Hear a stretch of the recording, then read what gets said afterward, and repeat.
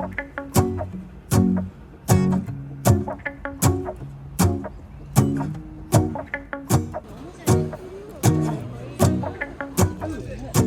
go outside. The snow is falling down, and every child is having so much fun. The snowman is twice the size as me, with a smile as quirky as mine. We're holding hands to keep each other warm. 안녕 여러분，上次講到旅程嘅第3日，驚喜發現紅楓葉啊，然後到達咗北川前面嘅三清洞。喺呢度遇見一間好用心嘅手工銀首飾小店，叫做 Unnamu。入面所有嘅飾物都係老闆娘同埋一位設計師共同設計創作嘅。我睇中咗一條手鏈，因為長度太長，老闆娘仲即時幫我改短添。佢喺收銀處下邊呢種咗一紮花㗎，包裝嘅時候會剪一小朵花貼喺上面，等客人拎住走嘅時候都可以聞到陣陣嘅花香味。終於去到北川韓屋村啦！去外地旅行真係好鍾意睇呢一種有歷史價值嘅文物景點，所以我哋都喺呢度留咗好一陣。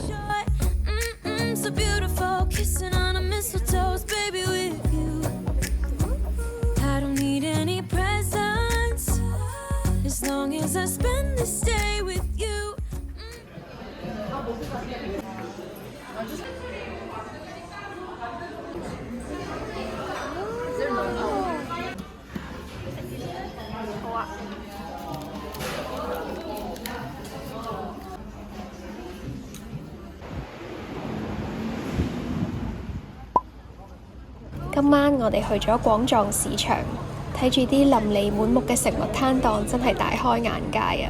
而且啲嘢食都好地道，好好味。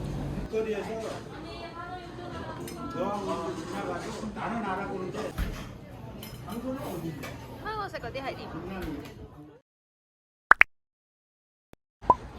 嚟到旅程嘅最後一個全日啦，我哋朝頭早去咗期待咗好耐嘅首爾林，喺市區一個類似我哋中環或者上環咁樣嘅地區，竟然有一個18萬平大嘅公園，一行入去就有英國海德公園嘅感覺。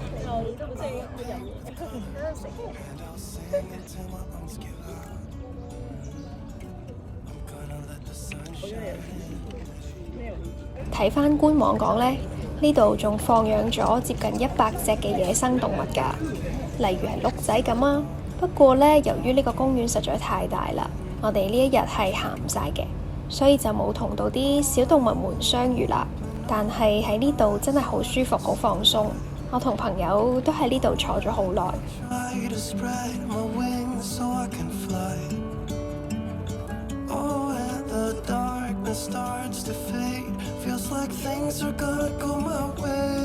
趁呢個機會，想同大家分享一個旅途嘅小插曲。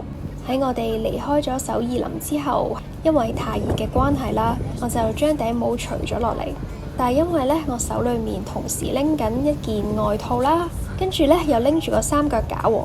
咁行下就唔知點解頂帽就唔見咗啊！發現唔見咗之後呢，就即刻返去一路揾啦。但係一路呢都見唔到有喎，心裏面呢就已經開始覺得好傷心啦。再返去咖啡街嘅途中呢，就忽然間見到路邊嘅一條矮柱嗰度呢，掛住咗我頂帽喎。原來係俾路邊嘅一間雜貨店嘅叔叔呢執咗，然之後掛喺嗰度，等佢嘅主人即係我返嚟認領返佢啊！呢個咁好人嘅叔叔同我哋講，頂帽頭先就瞓咗喺路中間咋。我係咁同佢講冚沙滅達，然之後呢就即刻戴返頂帽，終於都揾返佢啦。對於100% 中意嘅嘢，點都會着緊啲嘅。喺旅途中遇到好人好事，心情都更加愉快啦。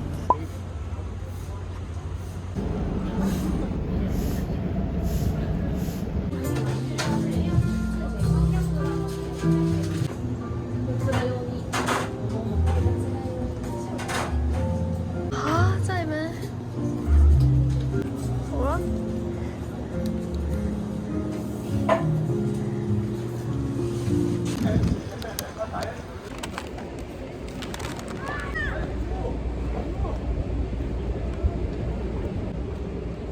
以試一啖，我覺得呢個值得試。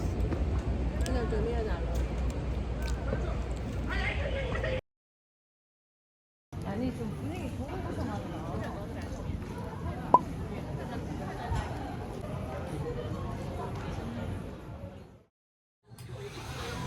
去到夜晚呢，我哋實在太餓啦，所以就喺明洞求其揾咗一間烤肉店入去食，意外地都幾唔錯喎。同埋呢，我而家先知道原來韓國嘅烤肉店係由專業嘅店員去負責烤嘅。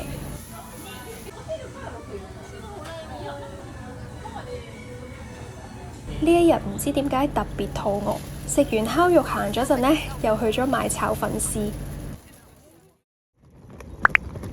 然後就係坐飛機返香港嘅日子啦。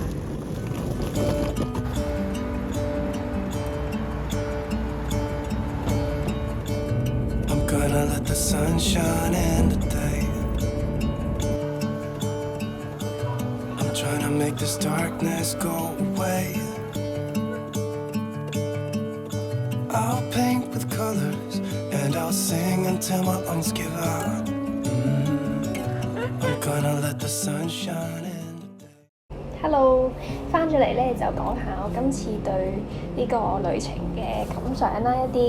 其實咧，我對上一次去韓國咧已經係極細個嘅時候，即係嗰個年代咧，講緊係仲用緊菲林相機嘅年代。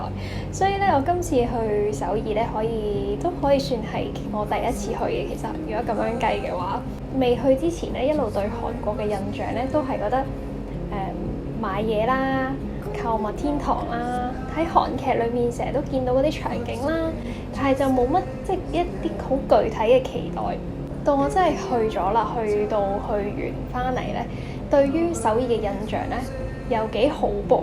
行喺條街度咧，覺得特別乾淨啦，同埋好舒服啦。同我一齊去個朋友咧，佢幾年前有去過韓國噶嘛，佢都話咧覺得今次去首爾咧，嗰度啲人啊，無論係即係餐廳啦，或者係鋪頭啊嗰啲人咧，都普遍係比幾年前去咧係有禮貌咗，啲街又新淨乾淨咗好多啦，即係成個感覺好似係喺呢幾年 Covid 之間咧，好似突然間進步咗咁樣。咁所以我同我嘅 travel buddy 咧都非常之中意今次嘅首爾之旅啦，覺得咧真係一個會想去完再去嘅地方，尤其是係最後一個全日嘅時候去嘅嗰個首爾林嘅公園，真係非常之中意啊！好靚，好舒服，即係好似去咗一個歐洲嘅公園咁樣。